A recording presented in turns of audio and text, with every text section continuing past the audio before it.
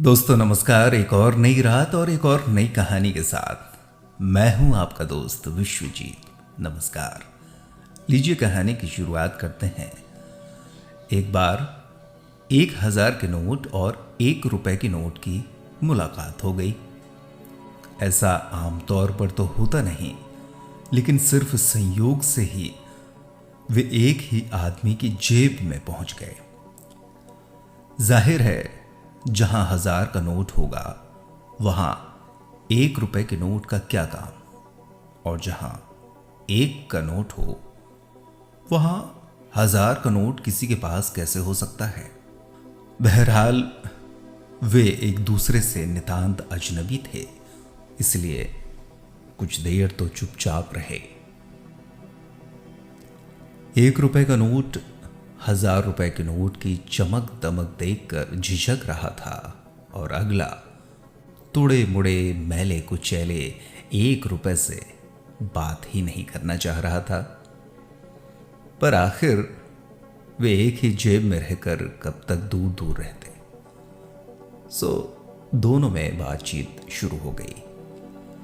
वे एक दूसरे को अपने अब तक के सफर के बारे में बताने लगे।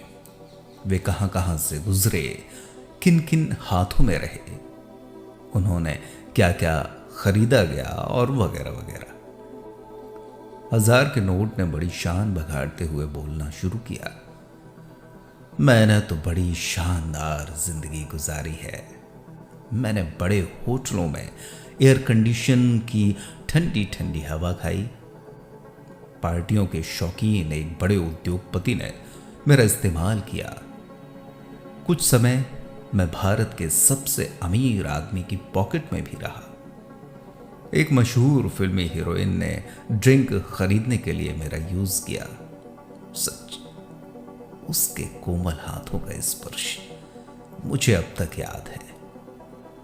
एक नामी कलाकार ने एक बार मेरे जरिए अपनी पसंदीदा ब्रांड की सिगरेट खरीदी थी।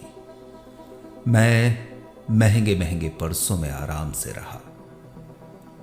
इतना कहकर वो बड़े अहंकार के भाव के साथ 1 रुपए के नोट की ओर देखने लगा।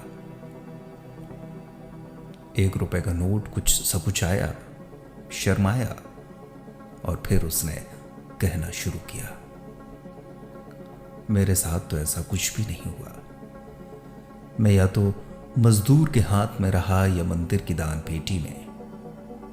मुझे देकर अक्सर आटा खरीदा गया या बच्चों के लिए पेपरमेंट की गोली। लेकिन हां, इतना मैंने जरूर देखा कि जिन लोगों ने मुझे मंदिर की दान पेटी में डाला, उनके चेहरे पर, और जिन लोगों ने आटा या पेपरमेंट खरीदा, उन सभी के चेहरे पर संतोष के भाव थे। 1,000 के नोट ने हैरानी से पूछा, और ये संतोष के भाव कैसे होते हैं?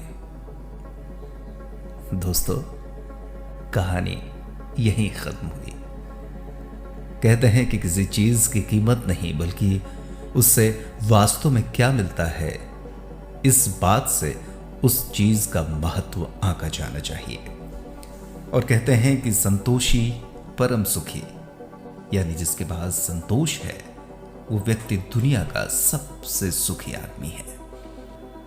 तो चलिए अभी ये संतोष करिए कि आप दिन भर के काम से थक हार कर आखिरकार सुकून की नींद लेने अपने बिस्तर पर आ पड़े हैं।